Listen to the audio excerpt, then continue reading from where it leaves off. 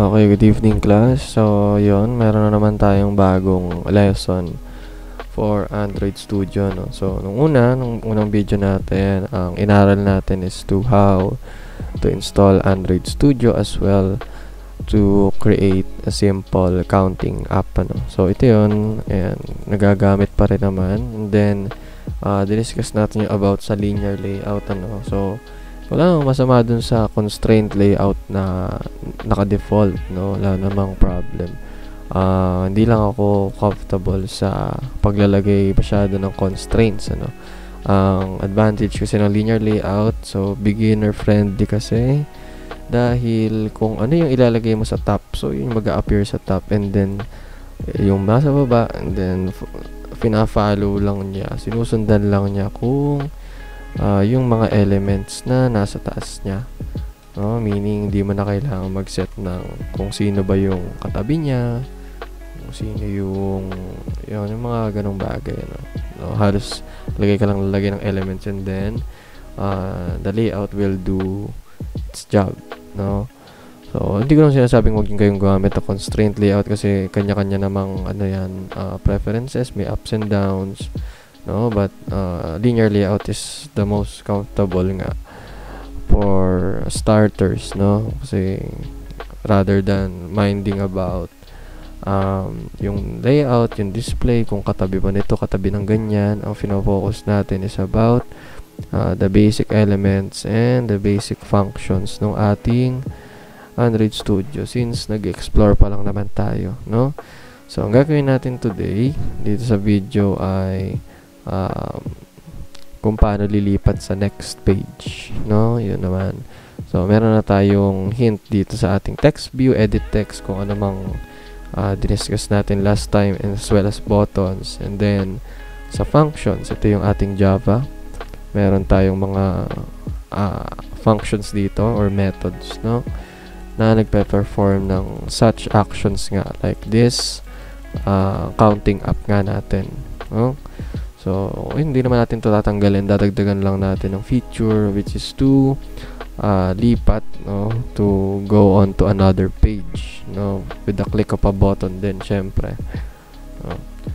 Hindi naman tayo lilipat ng page automatically, no? Dapat laging may button to perform certain functions, no? At first, no, hindi muna tayo gagalaw ng kahit anong code. Gagawa muna tayo ng isang layout ulit, tapos isang class din, no? So gawa muna tayo ng bagong layout. So right click lang yan, right click, new, and then layout resource file. Yan. So file name, sabihin natin kung activity main man yan, so sabihin natin activity 2. Okay, so para hindi masyadong mahirap tandaan.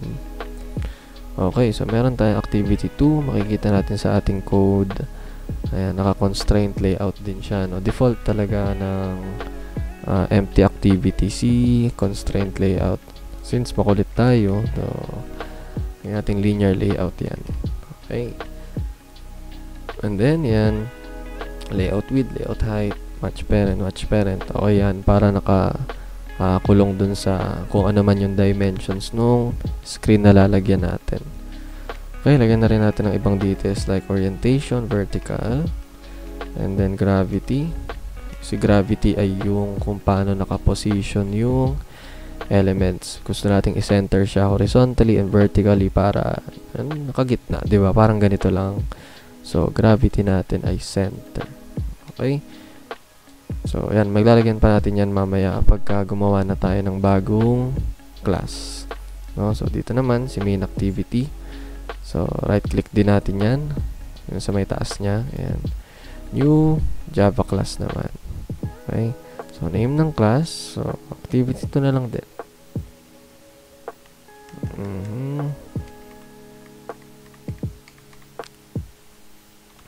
Okay, activity 2.class. Okay, so dito naman sa activity2.class, so medyo blanco siya, no? Wala tayong idea kung ano ilalagay dyan. So andito naman si main activity para tulungan tayo, no? So si activity 2, hayaan mo lang dyan.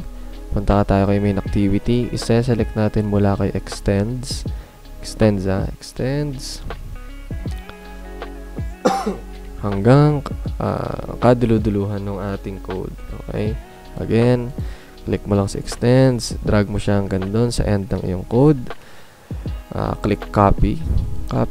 Then, mula dito sa ating curly brace, then, paste lang natin siya. Or control V. Yan.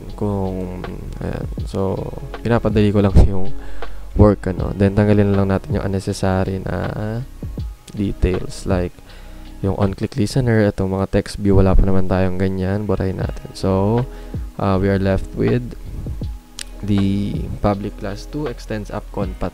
Yan, mahalaga yan. Okay, sorry. So, meron tayong on-create dito, and then set content view kung sino yung corresponding view or display nitong si Java class. So, nakasulat dito activity main since galing to kay main activity. So, meron tayong sarili nating layout, which is yung activity2.xml r.layout. Ayan, makikita naman natin yan. Okay, wait lang.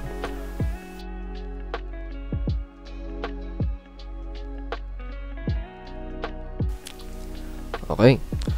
So, yun. So, ang ating layout, ang ating content for this activity2.java is yung ating activity2.xml. Kung saan naman yung lumalabas, r.layout.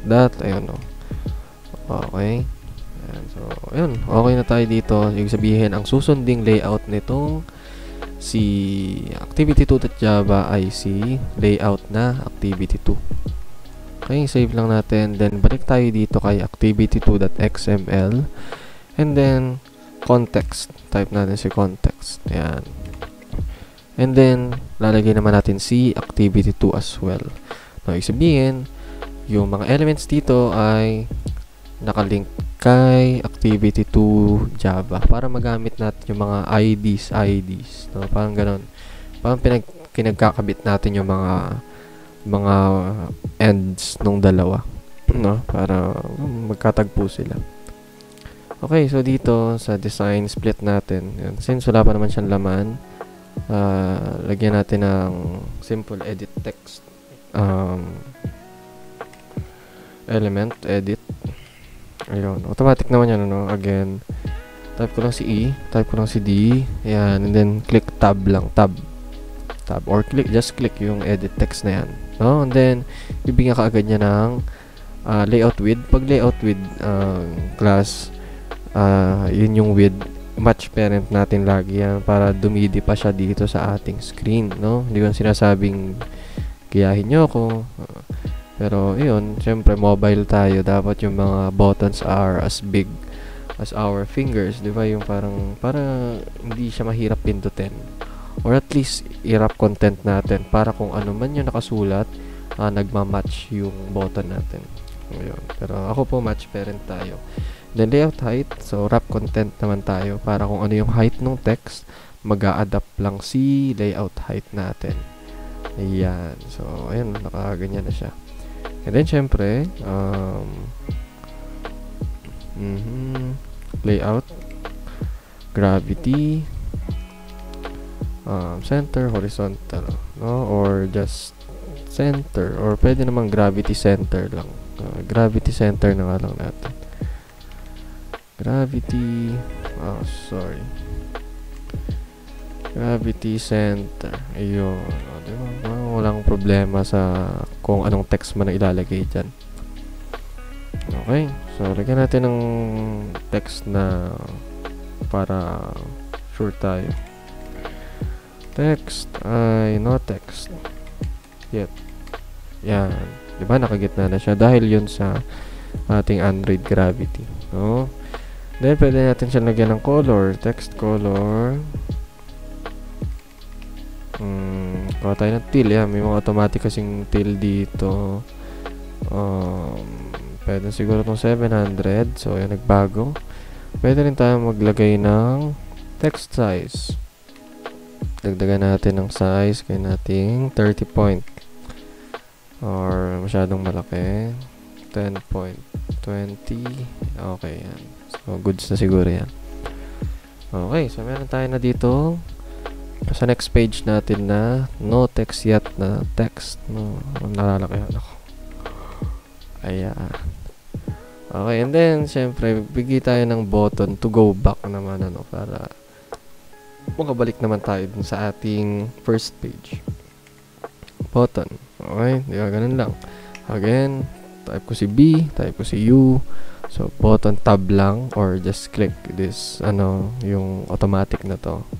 Yan, and then syempre pag layout width, match parent natin para nag-i-span siya dun sa width ng ating kung anong device man yon, and then sa height ay wrap content. Lagi lang akong ganun. Okay, then lagay tayo ng text. Text lang. Ayun. No need to just type everything na Android text, no? May automatic naman na binibigay. Okay, so text naman ay lagay natin go back. Ayan. So I think okay na yan. Mali. Okay, forward slash yun. Then lagyan natin ng tint. Pwede natin lagyan ng background tint yan. Ay, sorry, caps lock. Background tint. Ibig sabihin niya background color yan, ha. So lagay tayo ng, sige, till 200 naman gamitin natin. Or pwede ka naman kumuha ng color dito sa ating hex speaker, no. Pupunta tayo dito, hanap ka ng magandang color. Halimbawa, yan. Copy mo to. Ayan. And then instead na yung color T lang ilagay mo, paste mo yung color. Okay, so nagbago na yung color ng ating button. Okay, yan. So meron tayong bagong mga tuklas na attributes, ano. Okay, so si edit text nga pala nakalimutan natin lagyan ng ID, no? Napakalaga ng ID to manipulate the elements. So ID siguro display text. Ayan. Okay, and then ito, syempre go back na button. So ID nito ay back button na lang. Okay, Android ID, nakalimutan ko yung at plus ID forward slash. Okay, ayan, yung ID nya ito lang, no, hindi naman kasama tong at ID. Parang format lang ng pag declare ng IDC, ito, yung ganyan. Okay, so I think na tayo dito sa button, edit text. Ayun, meron pa tayong isang pupuntahan na file, which is yung Android manifest natin, ano. No, since kasi gumawa tayo ng bagong class, kailangan natin siya i-declare dito sa ating Android manifest naman. Ayan, Android manifest. Makikita niyo dito si activity na to, no, si main activity, naka-declare yung class niya. So, syempre, gawa tayo nung katulad din nun. Sobrang short lang naman. Lagay mo lang activity A. Then, tab mo lang yan. Yung nasa first na makikita mo na yan. Android name, tatanong agad kung ano yung pangalan ng class. No? Nakasulat naman dyan yung list ng classes mo. Dalawa lang naman yan. Meron na si main activity, syempre. Hindi na yan. Si activity 2 na tayo. Okay. And then, since hindi siya yung main screen natin, punta tayo sa Android, exported, false lang natin since hindi pa naman siya on display, di ba? Ang ating main activity yung display natin, di ba? Okay.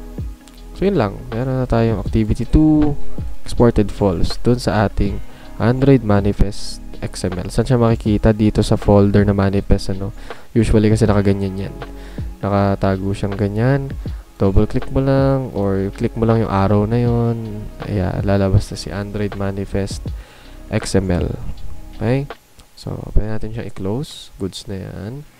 So, meron na tayong activity main, activity 2, and then main activity and activity 2.java. So, mali. Ayun. Okay? So, para hindi masyado nakakalito, ayan, pagsamahin natin sila. Okay, so sa activity, main activity natin na display, ito, punta tayo dito. Nakikita natin, click to add lang naman yung nakalagay, ano? So, meaning, lalagay tayo ng bagong button. No, copy mo lang yan, paste mo lang yan. Napakadali lang, no? Automatic lang yan. And then, babaguhin na lang natin yung text, no? Go to next page or next page. And then, ulitan natin yung ID. Kaya natin button next. Diba? Ganun lang. Hindi naman kailangan stress yung sarili sa paggawa ng variable names or IDs. No? Ayan. So, meron tayong button next, no? Ganun lang. Simpleng copy-paste lang yung ginawa natin. Okay. So, what's next? So, meron tayong mga ID. Meron tayong pang ganyan. Punta na tayo sa ating main activity.java. No? Since ito yung magpe-perform ng action para lumipat yung isang page to another page using yung button nga na next page. Okay? So, meron na tayo ditong function, ano? So, iwasan natin yan. Create tayo ng space dyan. Then, ngayon, i-declare natin yung button kanina. So, button. Next na lang. Button next. Pangalan ng button, is equal to button. Yan, simpleng pagtatawag ng element. Find view by id r.layout r.id ayan, lalabas naman yung mga kung sinong mga IDs ang dineclare natin, ano. So, ayun, nakita na natin si button next. So, yun lang. So, ayun, natawag na natin si ating button next dito sa ating file. So, may error lang. Find view by id r.id button next activity main.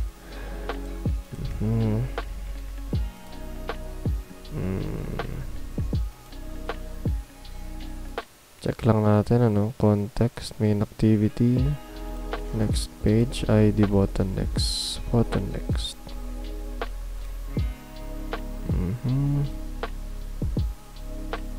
Ayun, wala naman pala. Nag-ano lang, parang nanibago lang. Okay, so tawagin natin si next. So next, lagyan natin siya ng on-click listener. May ibang ways naman para mag-declare ng on-click listener, ano, pwedeng dun sa XML, pero ito kasi yung pinaka-efficient para sa akin, parang less lines of code, ano. New, tapos view, malaking V, sorry. Ayan. So, pagka-type mo ng new V, ayan, new letter V malaki, may lalabas agad na view.onClickListener dyan. Ayan, nangyayari naman yan most of the time, ano. Never pa naman yatang sumablay yan. Tab mo lang or double click mo lang yan, and then gagawa ka na niyan ng instant na method para dun sa ating on-click. Ayan, diba? Walang kahirap-hirap. Okay, so dito po mangyayari na pag pinindot natin tong si button next, no, which is ito, si button next. Yan, si next page. Dilipat siya doon sa ating activity 2, no, sa page nitong activity 2 XML dito. Okay, so de-declare tayo ng tinatawag natin na intent. So si intent ay responsible to switch layouts, ano. Pangalan natin as I, so mas madali siyang tawagin. Equal to new intent. Intent I is equal to new intent, and then tawagin natin yung source or kung kanino manggagaling. So kanino ba tayo galing ngayon? Kay main activity. So mula kay main activity this, no, this class, no, to yan. So, tatawagin naman natin yung destination niya, no? From source, kung nakanino tayo currently, kay main activity, to sa kanyang destination, no? So, sino may destination niya na class? Siyempre, si activity 2. Activity 2, lalabas naman siya ng kusa kung talagang meron. That class. Okay, so, sobrang bilis lang dahil dun sa mga IntelliSense, ano, sa mga autocomplete. Okay, so meron tayong intent I is equal to new intent, no? From sa source, which is yung main activity that this, itong class natin, to activity2 that class, no? So lilipat siya from one class to another. And then type mo lang si start activity, and then yung pangalan ng ating intent, which is si I. Okay, start activity I. Yun lang. Okay, so dalawang simple lines of code, then makakapag-perform na tayo ng magandang action na to switch, no, through different pages doon sa ating Android application. Okay, hintayin natin mag-launch yung app. Okay, so makikita nyo, nag-declare tayo ng emulator, no? Kung malakas-lakas yung PC nyo, pwede kayo mag-emulator, mas convenient, hindi nyo kailangan ng device. But syempre depends yun sa inyong PC, no? Hindi siya basta-bastang magaan na app, no, to run, to install, no? Medyo malaki din yung kain niya sa storage, no? Makikita nyo naman dun sa aking first video, panoorin nyo na lang kung paano gumawa ng emulator. Okay, so yun, so still gumagana naman yung ating click to add. Okay, and then nadagdag lang si next page, no? Pag click lang si next page, so pupunta na siya dun sa ating second page. Okay, so ang problem, hindi tayo makabalik dahil nga wala naman tayong action to go back. Yes, may button, but hindi pa natin na-declare itong intent para dun naman kay activity2.java. Okay, so yun ang plano natin ngayon. Yun ang gagawin natin next, no? So dito naman tayo kay activity2.java, since wala pa tayong kahit anong functions dito. Okay, tandaan natin ulit yung kung ano ba yung pangalan ng ating button to go back. So dito back button naman, ano? Kanina kasi button next, ngayon back button naman yung ID natin. Okay, so tulad din ng kanina, button, tawagin mo lang, and then back naman instead na next equals button. Ayan. Lahat naman ng natin, ng elements natin, ganyan ang ginagawa natin, no? Button find BYID R dot layout ID dot back button. Okay, si back button. Okay, and then katulad din ng kanina, si back dot set on click, automatic na rin yan. New letter V malaki, lalabas na rin yan si view.onClickListener. Tab lang natin yan. Okay, so meron na tayong method din. Okay, yan. So ang action naman natin ngayon, kanina to go to from main activity to activity2. Ngayon naman to go from activity2 to main activity.java naman. Okay, so gagawa na naman tayo ng panibagong intent. No, hindi naman magma-matter na pareha silang intent I, no, since magkaiba naman silang class, hindi naman sila nagkakakitaan, ano. Okay, new intent. Intent I is equal to new intent.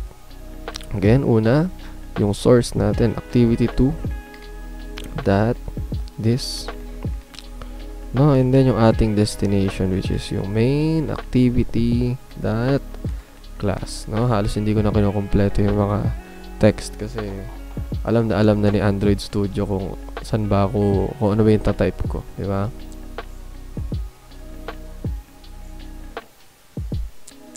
Okay, and then yung next line natin ay start activity I. Okay, so ganoon lang kadali. So try natin kung gagana, kung magaran.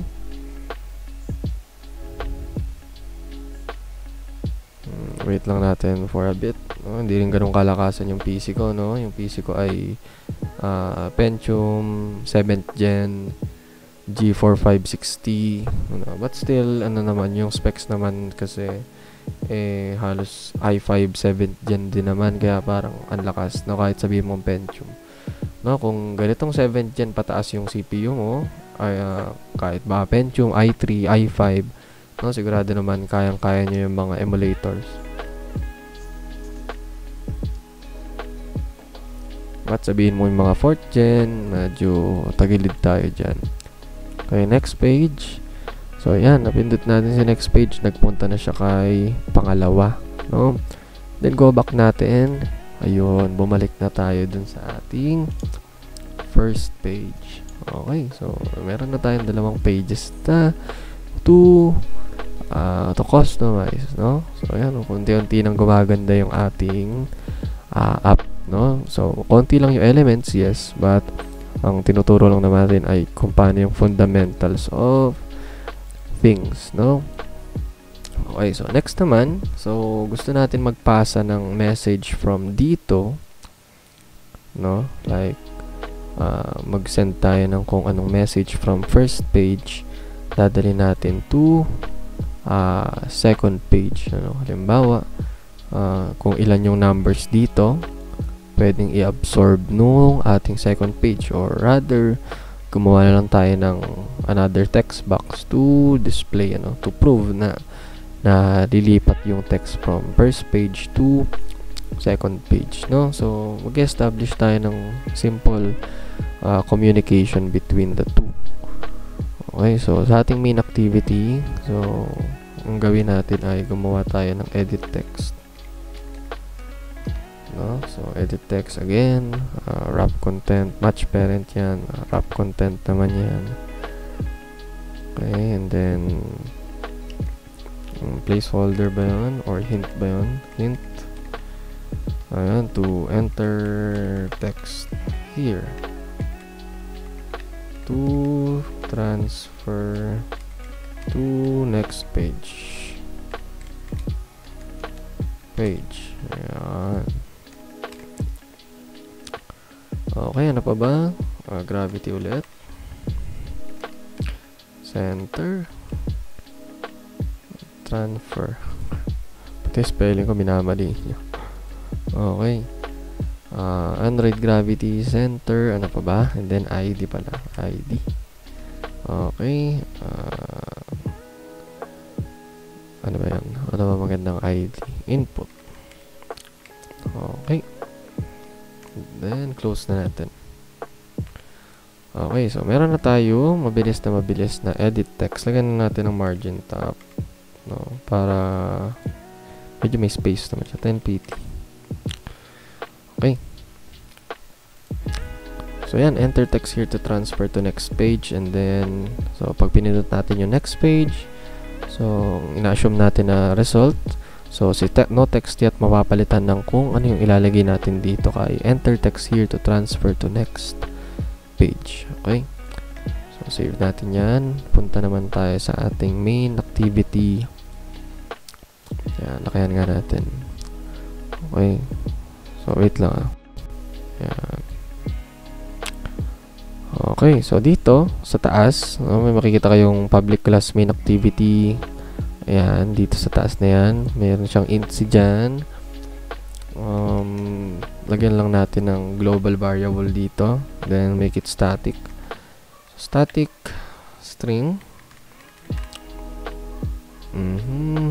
message. Okay, so nagkaroon tayo ng keyword na static. So sa ibang lesson ng object-oriented programming sa Java, static meaning available siya to all classes as long as it is within the same package, ano? So same package naman yung dalawang page natin. Makita niya naman same package sila. So makikita niya yung static na variable. Okay, so paano ngayon yan?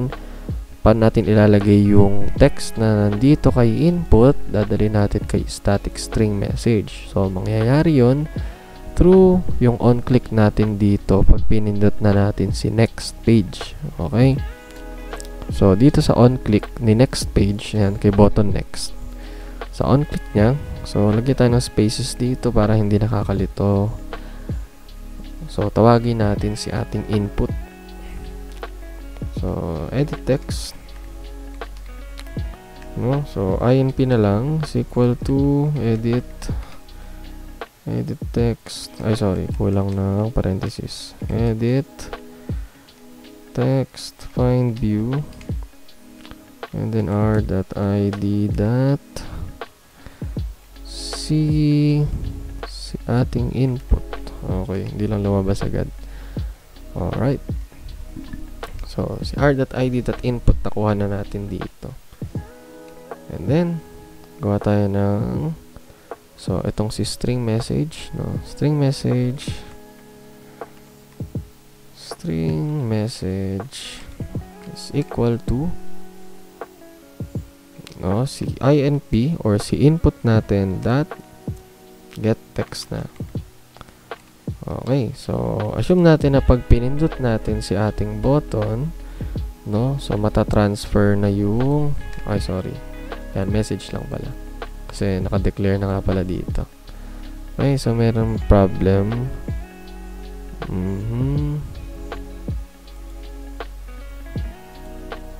Okay, so pinapa-convert lang sa atin na ano, since hindi pa siya ganap na string ano.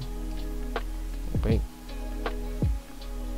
So, alam ko pwede naman yung inp dot get text dot laban to string. Ayun. So, si message, ito yon. Ayun o, may ilaw naman siya. Ang ilalagay nating value ay yung string value nung ating input, no? So, si input, diba? Ito yung input. Yan, ito yung input. Itong ating enter text here to transfer to next page. Kung ano ilalagay natin dyan, so makukuha ng ating variable na message. Okay? No? Kukunin natin yung value ni string message. Okay? So dito hindi naman na rin natin kailangan ng on-click siguro doon as long as nasa loob siya ng on-create. O yung on-create nga pala, siya yung automatic nagra-run ano. Once lumabas yung layout on create, no, magpe-perform agad tong lahat ng functions na to, no, magiging active silang lahat, no. So para ready na lahat ng functions before calling, no. So dito natin ilagay siguro yung ating pagbabago ng text, no. So analyze ulit natin yung code na si activity2. Wait lang. Okay. So, kay activity 2, ang pangalan ng ating edit text, no, napapalitan ay si display text. Okay, so back tayo kay activity 2. Edit text. Display na lang. No, made up ko lang yung mga pangalan, ano, hindi naman mahalaga kung ano. Display 1, display 2, display text, anything naman. Wait lang.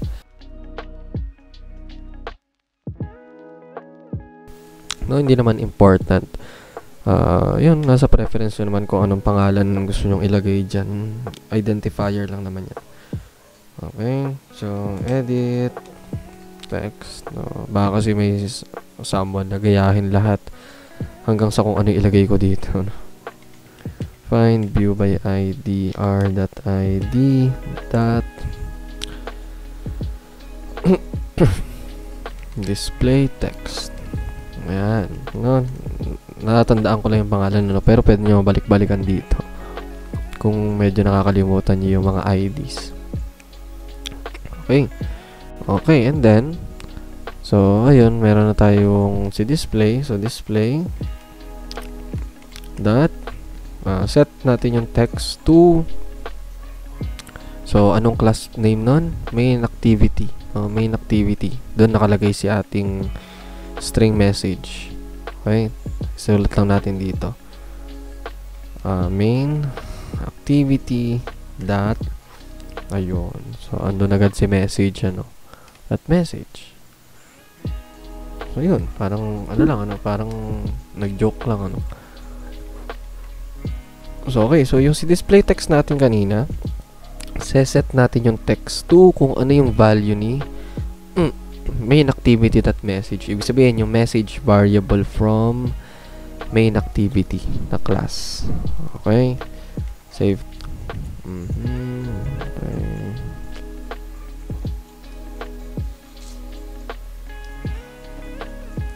Okay, so let's try putting this is from the first page. Okay. Next. Okay. So, yun. So, nakagawa na tayo ng simple navigating from one page to another as well as passing values from one class to another. So, ang ating secret dyan ay si ating static, ano. Since, again, static, we can use the value of the variable as long as it is in the same package, no? So, global na global yan si ating static. As long as we specify the pangalan naman nung ano, no? Yung name naman ng ating class. No? Main activity date dot message. Okay, so I hope meron tayong natutunan. So, goodbye. Okay, next page. Goodbye. Okay, thank you.